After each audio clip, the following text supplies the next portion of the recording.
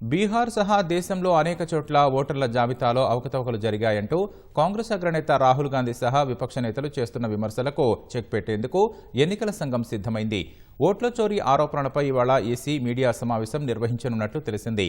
బీహార్లో రాహుల్ గాంధీ ఓటు అధికార యాత్రను ప్రారంభించనున్న రోజే ఈ సమావేశం ఏర్పాటు చేయనుంది. ఎన్నికల షెడ్యూల్ ప్రకటించే సమయంలో తప్ప ఇతర అంశాలపై ఈసీ అధికారికంగా మీడియా సమావేశం నిర్వహించడం చాలా అరుదు. ఇవాళ నిర్వహించనున్న సమావేశం వెనుక అసలు కారణాన్ని వెల్లడించినప్పటికీ కొంతకాలంగా ఈసీపై వెల్లువెత్తుతున్న ఆరోపణలేనని అధికారులు తెలిపారు. ఓటర్ల జాబితాలో లోపాలపై ప్రతిపక్షాల నుంచి వెల్లువెత్తుతున్న విమర్శలను ఎన్నికల సంఘం ఇప్పటికే తిప్పికొట్టింది. తప్పులను గుర్తించేందుకు కొన్ని రాజకీయ పార్టీలు తగిన సమయంలో ఓటర్ల జాబితాలను సరిగ్గా పరిశీలించలేదని అభిప్రాయపడింది. లోపాలను సరిదిద్దుకునేలా ఓటర్ల జాబితా పరిశీలనను తాము స్వాగతిస్తామని ఓ ప్రకటనలో తెలిపింది.